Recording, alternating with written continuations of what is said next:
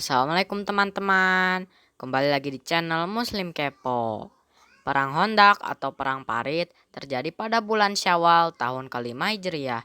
Perang Hondak terjadi karena adanya koalisi kaum Yahudi bersama kaum musyrikin untuk menyerang Madinah. Pengusiran dan penyerangan kaum Yahudi Bani Nadir dari Madinah membuat para pembesar mereka menaruh dendam dengan muslimin di Madinah. Bani Nadir berkoalisi dengan tokoh Quraisy untuk balas dendam. Kaum Yahudi Bani Nadir juga membuat koalisi dengan kaum musyrikin yang pernah berperang dengan Rasulullah. Setelah bertemu tokoh Quraisy di Makkah, mereka bertemu kabilah Ghatafan yang beberapa kali pernah berseteru dengan kaum muslimin. Terbentuklah koalisi antara kaum Yahudi, Bani Nadir, Quraisy, dan Ghatafan untuk menyerang Madinah dan kaum muslimin. Pasukan Quraisy dipimpin oleh Abu Sufyan, kaum Ghatafan dipimpin Uyainah bin Hisan dari Bani Fazarah. Al-Haris bin Auf bin Abu Haritsah Al-Murri memimpin Bani Murrah. Mir'ar bin Rukhailah bin Nuwairah bin Tarif memimpin kaum Asja. Adapun Bani Nadir dipimpin Salam bin Abul Hukaik, Huyai bin Akhtab, dan Kinanah bin Robi.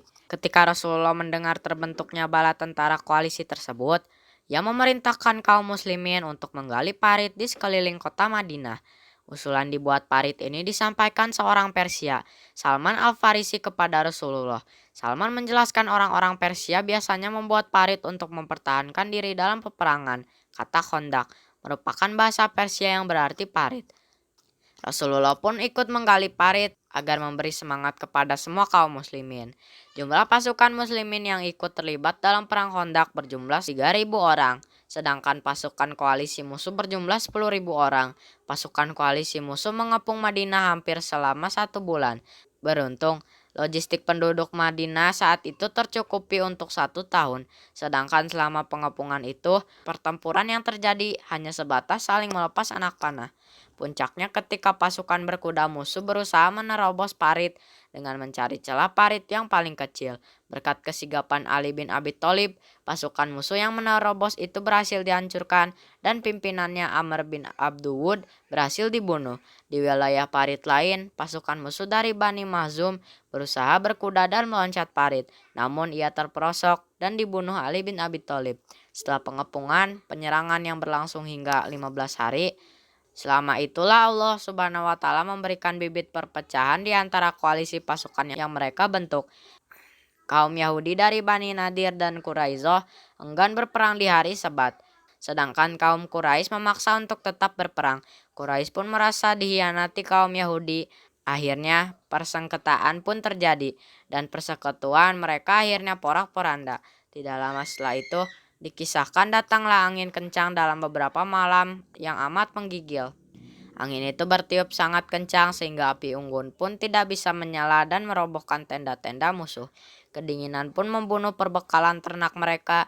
Pendengar pasukan musuh porak-poranda secara moral dan persiapannya, Rasulullah memanggil Hudzaifah untuk mengecek kebenaran itu. Di tengah kondisi perpecahan antara pasukan koalisi musuh dan alam yang tidak mendukung ini, Abu Sufyan kemudian meminta pasukan Quraisy untuk mundur dan pulang ke Makkah. Setelah melihat pasukan Quraisy bubar, kaum Ghatafan pun pulang ke negeri mereka. Bubarnya pasukan musuh satu persatu di perang Khandaq meninggalkan semua perbekalan berat yang mereka bawa. Semua perbekalan ini pun diambil pasukan muslimin sebagai rampasan perang. Parit yang dibuat pasukan muslimin berhasil menjadi penghalang pasukan musuh. Mereka takut masuk ke kota Madinah meskipun jumlah mereka sangat banyak. Pasukan muslimin dan Rasulullah pun akhirnya pulang kembali ke Madinah pada Rabu 7 Zulqa'dah. Dan Rasulullah bersabda, kamu sekalian tidak akan diserang lagi oleh kaum Quraisy setelah tahun ini. Terima kasih teman-teman yang sudah menonton. Jangan lupa like, komen, share, dan subscribe. Wassalamualaikum warahmatullahi wabarakatuh.